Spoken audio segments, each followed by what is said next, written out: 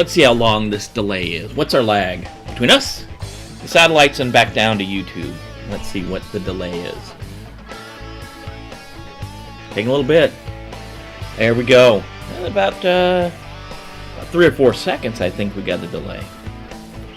Good Monday morning. Good Monday morning to y'all. It's good to be back with you. Good to be back on a Monday, I guess. Better be on this side of the ground than the other, I say.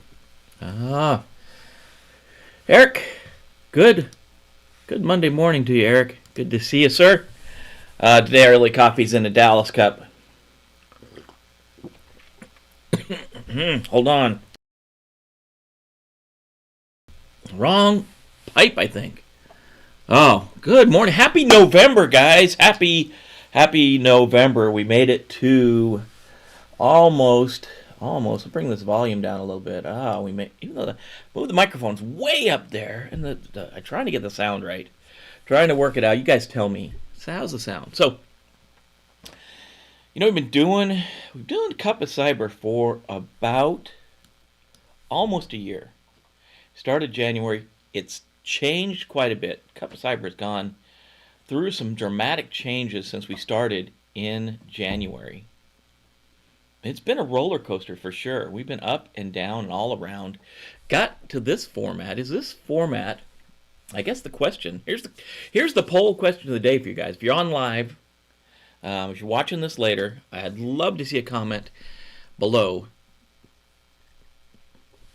What is the format that works? Is it the format that works? We're going to try to trimming it down to about a half hour. Trying to stay about a half hour or less. Trying to zoom in on just a couple topics to cover. Not covering the cornucopia we used to cover. Good morning, Mike. Good to see you. Excuse me. Unless something, allergies or the weather or something's getting me. What is the format that you're looking for? What are you looking for in this morning cyber show? I know we can't make everyone happy. We're just not going to make everyone happy, and that's it. That's not something we're planning on ever doing. We're never going to get there, so we're going to make the masses happy. We're going to do something that works for most people, that helps get you across the line every day to take care of your organization, take care of your friends, your family, your coworkers, and your organization. As a security risk and a cyber professional, that professional, what works for you? What works for you? So that's the first question of the day. That needs to be, shoot me the answer in the comments below. Shoot me the answer in the live chat. Let me fix my screen a little bit. There we go. Bang. Bob's your uncle. Yeah, what are you looking at? What will help you in your job? What helps you get through the day? Rainier's here as well. Oh, where's my mouse? Rainier, good morning, Rainier. And Mike. Woke up like that too. What the hell is going on? So what is the thing that works? What's the thing that works? What are you after? What are you looking for in the morning show? What gets you ready for the day? For a while we had news, and then we'd do like a training session. We did that for a couple months. We did like one news story and then one training. We talked about the news and then talked about, every day it changed. We had talked about a control in the control catalog, talked about different things. Then we just kind of moved over to the news because this seemed to be what people were looking for. But is that the right formula?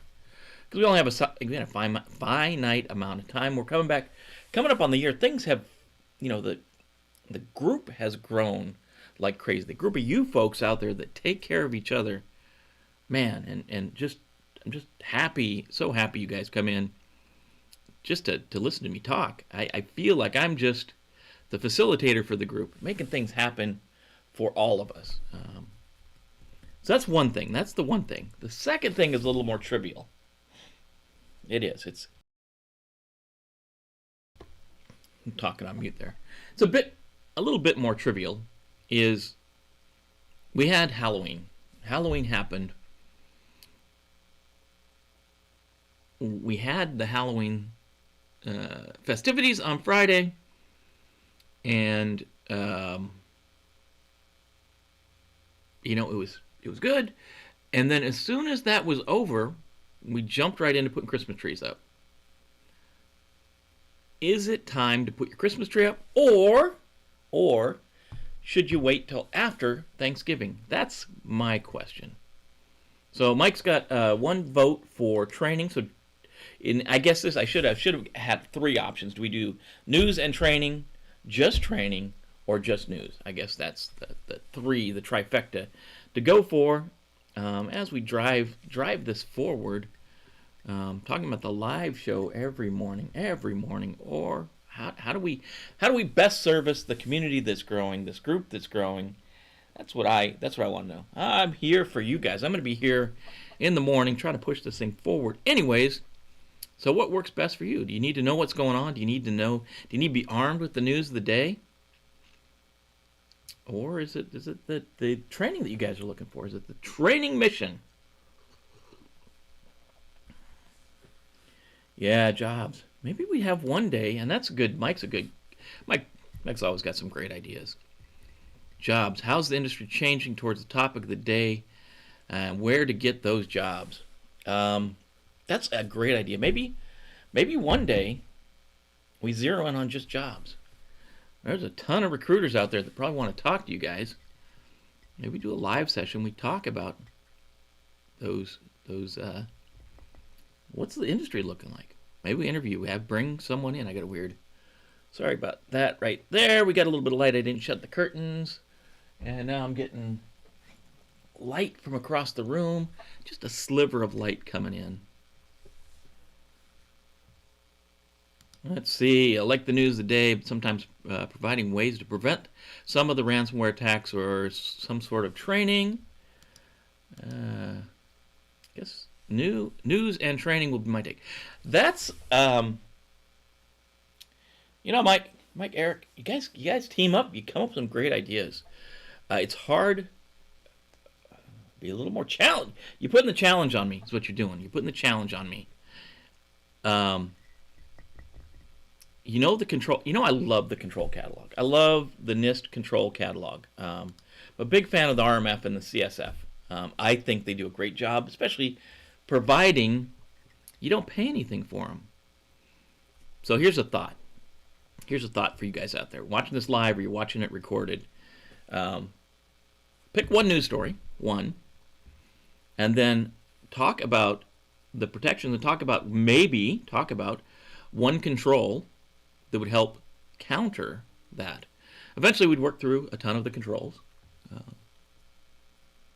Interesting, very interesting. You guys are awesome. You guys, what would I do without you? I'd be talking like I was back in January, February, just to an empty screen with nobody out there.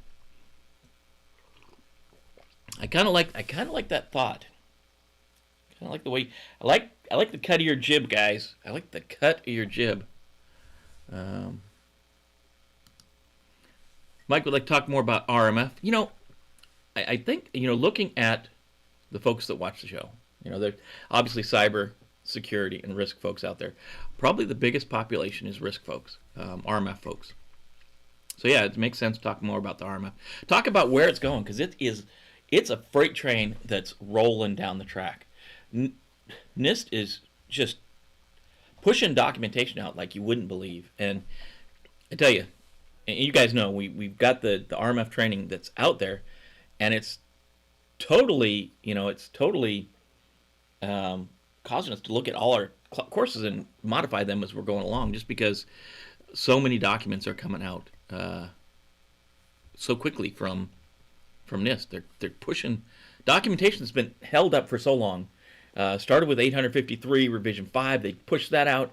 The Bravo, they've been talking about 853 Bravo. Excuse me. Since RMF version 2 came out, it was never anywhere.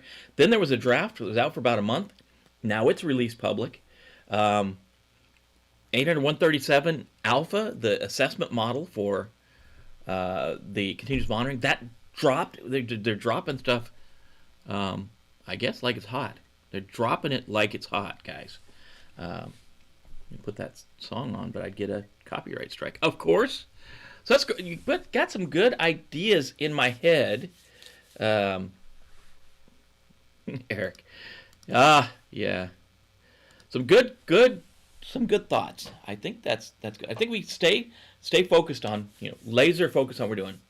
The risk stuff, the cyber stuff, the info security stuff. Keep pushing that. Keep pushing that forward. We're making it better, a better place for the world. I think that's Jim's view. We do have some good stories this morning. Some good news pieces, some news articles. There's only two. There's two, and there's one for you guys on your own, right? We've been talking about zero day. 60% of organizations have accelerated their zero trust projects. That's getting rid of that hard shell on the outside and having a more solid core in the center. Let's get to work. Yeah, hey, you are not kidding, my friend. Let's get to work. Let's get to work. Let's make this. We got 2 months left in the year. Let's push over. Let's get things, to the next. Let's go to the next level. Let's push this to the next level. We got everything we need. We got the group. We got the people. I'm here to facilitate. You guys are this muscle is you guys. It's you guys are the muscle. I'm telling you. We're making things happen. So let's do two stories today. Two stories. Number one, I don't know. I put them up. No, I put them up the right order. I have to check over here how I put them up on the thing. Cyber Command and some other folks, FBI and Homeland Security, everyone. They're looking at new malware from Russia. The new malware from Russia, and I love the way they announced it. Poking some Russian bears in the eye. I love the way they did it. And the other thing is Maze Ransomware. They're going out of business, man. Not so fast. Applause in my head. Not so fast. It looks like they're just shifting gears. But the story you'll read on the news is they're going out of business. Alex here. Good morning, Alex. We were talking a little bit. I know you probably missed the conversation a bit. We're talking about the show format, the format of Cup of Cyber, and you, as you know, you've been around since the beginning. As you know, it's kind of transformed over the year since we've been doing it. And is it time for another transformation? Is it time to move it to the next level? And Eric and Mike have brought up some great points, some great questions, some great, could we, and this is the way I'm thinking in my head, and Eric might tell me if I'm wrong here, is zero in on like one story of the day, and then zero in on a type of training, a type of control, a thing that would help protect against that. What in, and this is the way I'm thinking of it, you guys I may have taken it wrong. What in the control catalog, what control can we pull out of our toolbox to counter that threat? Obviously, this brings a little bit more work on my part, because I got to not only figure out the story here, it's easy to get up at 5:30 and get the stories ready, get the graphics ready, all that stuff. This would be a little more challenging, but for you guys, it would be worth it. It'd be worth it, I'm telling you. So, you tell me. Tell me what you think about that. What you think about going that route. What is it that would help us close that gap? And maybe it's the story. Maybe we do delay. Maybe there's the stories of yesterday. Maybe one day behind. I don't know. Some thoughts to kick around. Kick those around your head. Let me know in the comments below what you think. What you think of that? Those thoughts. I'd love to hear from you. I'd love to hear what you got to say. What would make this show better for you? Make Alex host it, right? That's the best news. Make Alex host it. Put Alex on this thing. Anyways, let's get the intro in. Let's talk about these two stories, and then we'll wrap this dog and pony show up. So, do the intro. Here we go.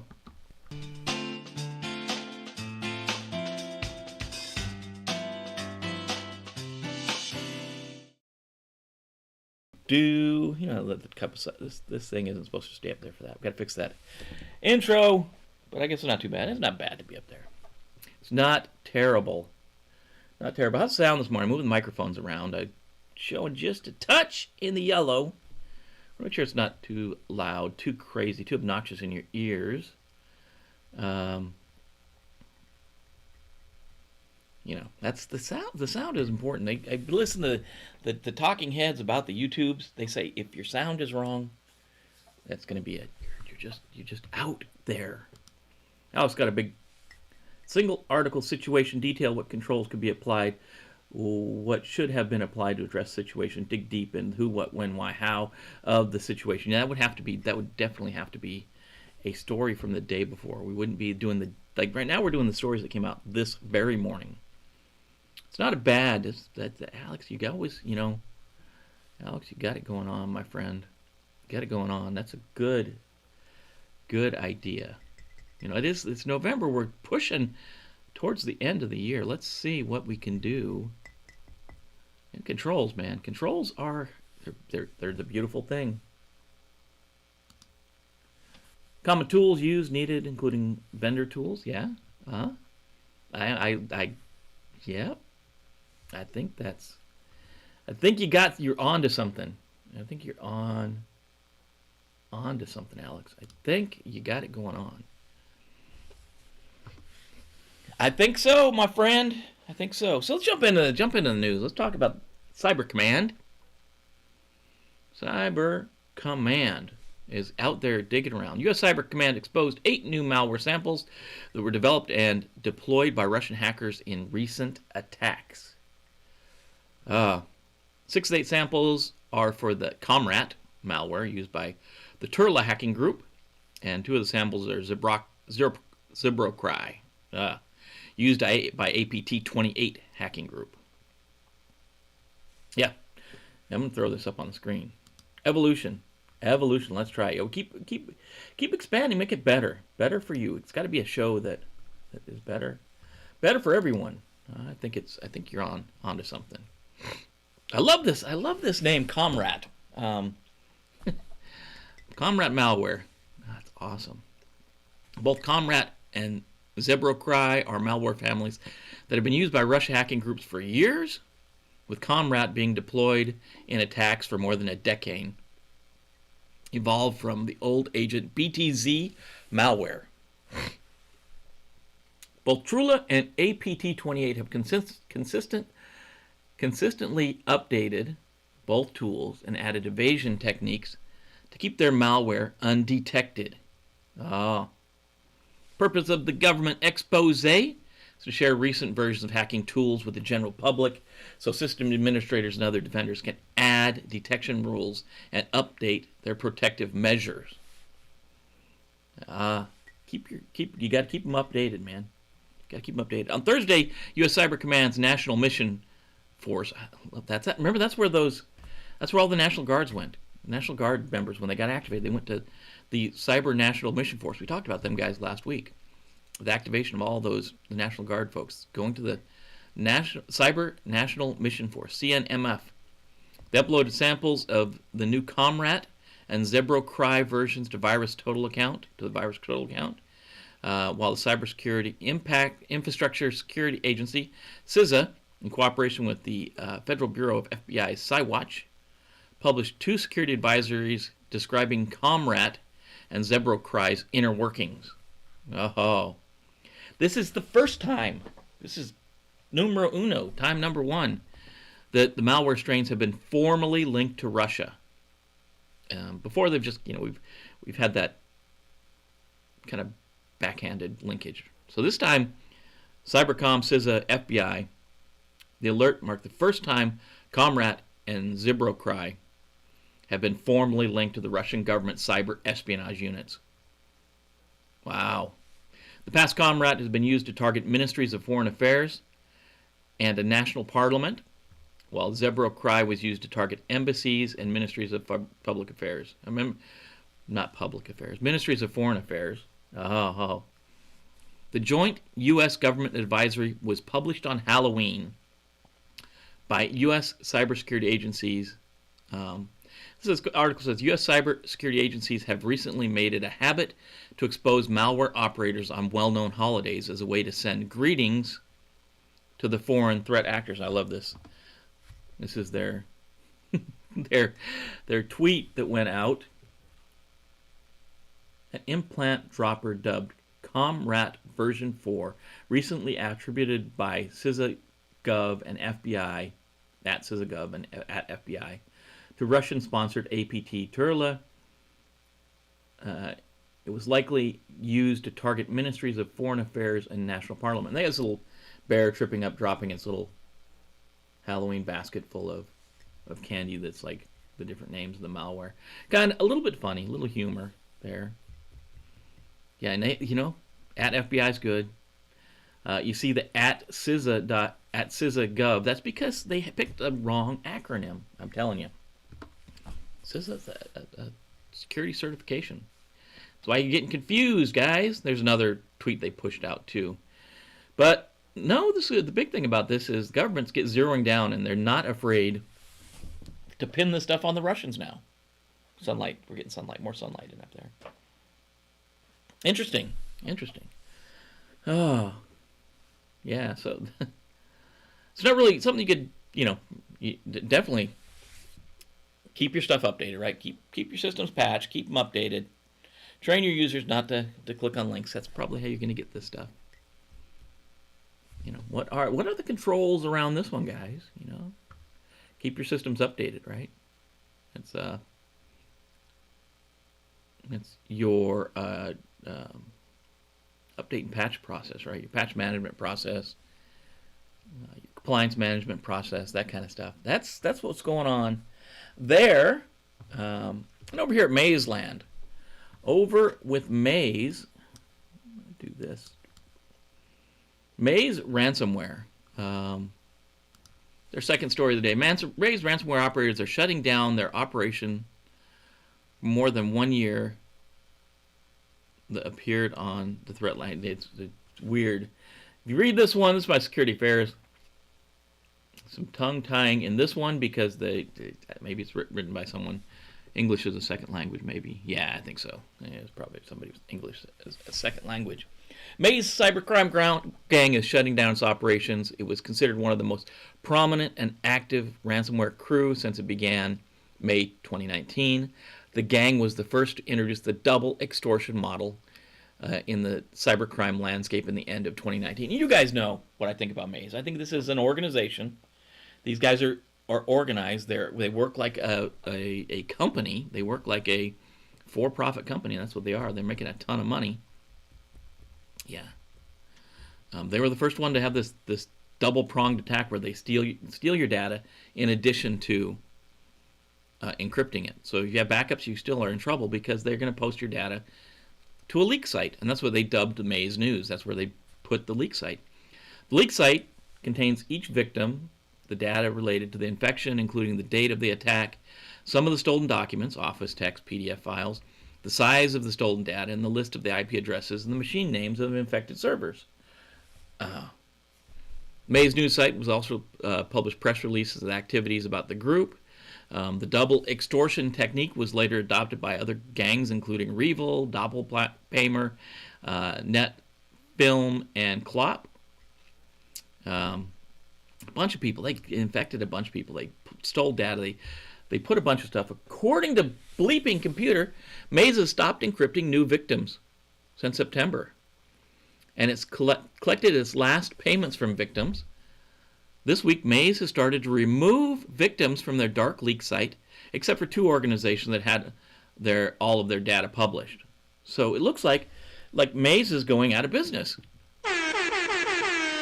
Yeah, you're at the rave now. You're at the rave now. Little horn in my head. Yeah, the plans they don't know if they release the keys to victims or not to let them decrypt their data or what. But Bleeping Computer is not falling for this.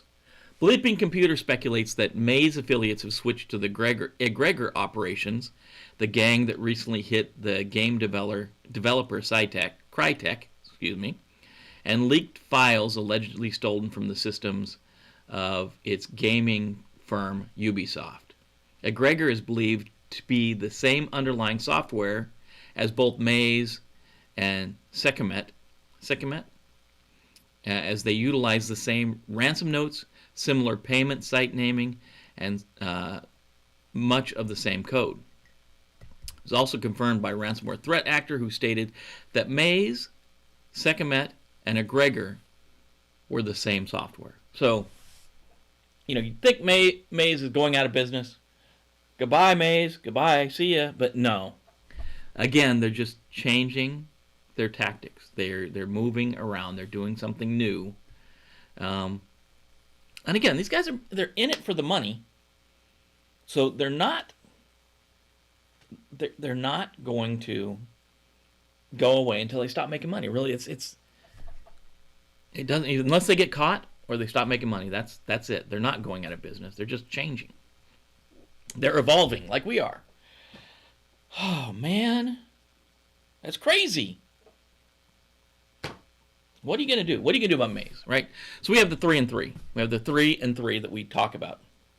We got to protect your data, right? You're going to back up that critical stuff three different places, right?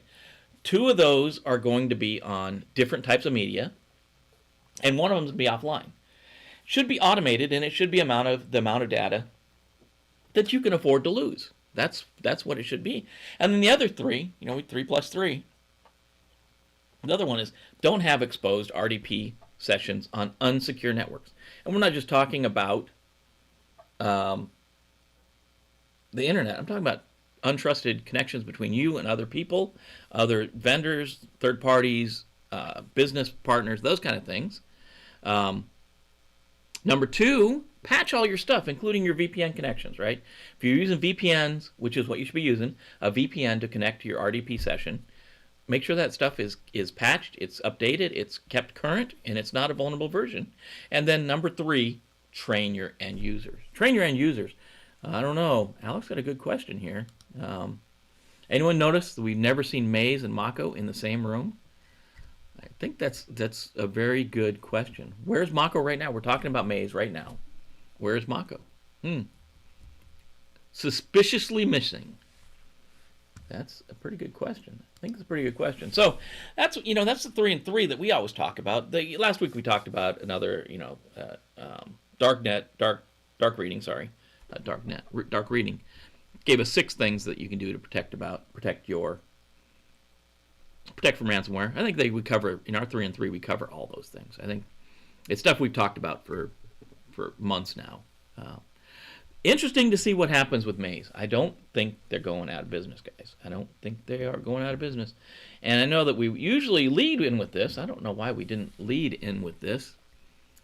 But it is the Day of the Dead. And I learned a little bit this morning, and you'll learn in your show notes if you look at the Day of the Dead, and I'll probably butcher this, Dia de la Muertes. I'd probably say that just, It's talking about, it's a celebration of people that have died, celebration of your family, your relatives, your friends that have passed on, celebrate their life. That's what this is all about. I always thought it was a day, a Day of the Dead.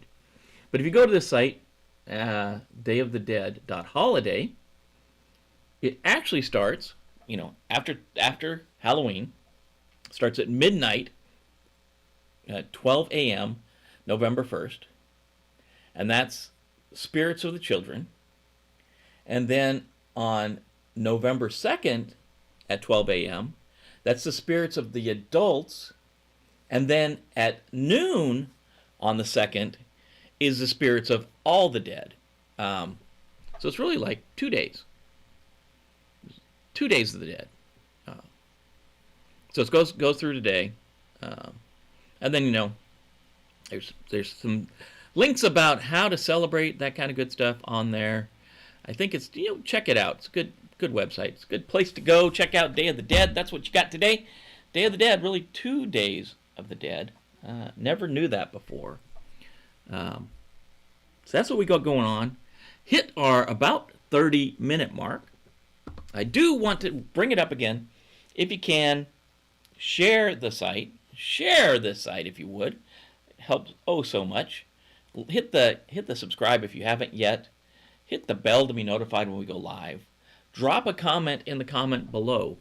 If you're watching this recording later, if you're listening to this on the podcast, because it does get put out in its audio-only format to the podcast, right after this, about 9 o'clock, we drop it on the feed. When the other folks pick it up, I don't know. That's their call when they want to pick it up sometime today. I want to see those comments. What do you think about changing the format up, covering maybe one story, and then talking about something, some part of it that would protect you, some control, some tool, something that would protect you, would help you counter that threat. Maybe it's just, you guys are going to kick me in the eye or something if I just say policy. But sometimes policy is what you need. But that may be one of the things. There's a bunch of controls. Yeah, I agree. Too incredible resource not to share. Tell others. Thanks, everyone at Cyber-Recon, putting these together. I appreciate that, Alex. Of course I do. There's a lot of people out there doing great stuff. I think a couple things that came up today. And I think you may have missed this too, Alex. Talked about, I think Mike or Eric, I think Mike brought it up, is talking about the job scene. Talking about what jobs are out there. Talking about, openings that are available. And maybe even, we all have on LinkedIn. If you've been in this field a while, you have LinkedIn. Maybe we can get some of these job recruiters up in the morning, and one day a week just have them come on and talk about the jobs they have open, what they're looking for, and how we can help them maybe fill those positions. Have a Q&A panel. That might be something to do once a week too. Maybe we figure out which day that works. I think immediately comes to mind Friday, but maybe that's a Monday thing. I don't know. I missed this one, Sierra. Sorry. Just hibernating for the winter. It could be. So yeah, this is. I think we're at a crossroads. Probably takes a little bit of time to get this transition worked out, and it's probably going to be a story from the day before that we work out the controls on. Interesting. Moving along in the RMF course, we're moving rapidly into, we're in the select step. We're almost through this first group, and I know Eric's been chugging right along. We've got the 2nd of November today. This week there'll be 9 new topics released that cover the tasks in the categorize and the select step. Both those 2 steps will be covered in topics this week. We're moving rapidly through this now. It's the train is picking up. Job recruiters knowing what their job actually entail. Dare to dream. Yeah, ain't that the truth? I'm gonna reach out today. I got about 55 of them on LinkedIn that hit me up all the time for craziness. Including somebody, hey, do you want to be a help desk operator in DC? This has been years though. Be a help desk operator in DC with your own car for like $11 an hour or something. Driving around downtown DC, fixing people's computers. I was like, nah, I don't think so, fella. I don't think so. And maybe we can give them, the other side is maybe we can give them some insight. These recruiters some insight on how to actually talk to people in this field, because they throw these weirdness out on their job postings, and they'll find somebody that's got 30 years experience and degrees, and they try to put them on a help desk. Not that anything's wrong with a help desk, but that's not usually where those folks work. Morning, Matt. Good to see you. Rounding things off. We did go over about 4 minutes over our time. I do appreciate you guys coming out, hanging out, listening to me in the morning. It's going to be a good day. Welcome to November. Yeah, can't even pay for parking and gas for $12. I know. Yeah. I doubt they ever filled that position. If they did, I'm sure it was a quality person. Yeah, welcome to November. We got 168 hours till this time next week. What are you going to do with that time? How are you going to fill it? 168 hours. Good stuff, guys. So check it out. We're gonna do some modifications. I'll work with Mako and Emily and Probably Jimmy today. Maybe drag D into it. See what the marketing side of things are. How we can go forward serving the community better. Love you guys being here. Thanks for showing up. Thanks for sharing with your friends. Hey, take care of your friends, your family, coworkers. Take care of each other. It is a community, guys. Bravo's here. They're going to tell you, go out get some. Go get some today. And we'll see you tomorrow. Be good out there.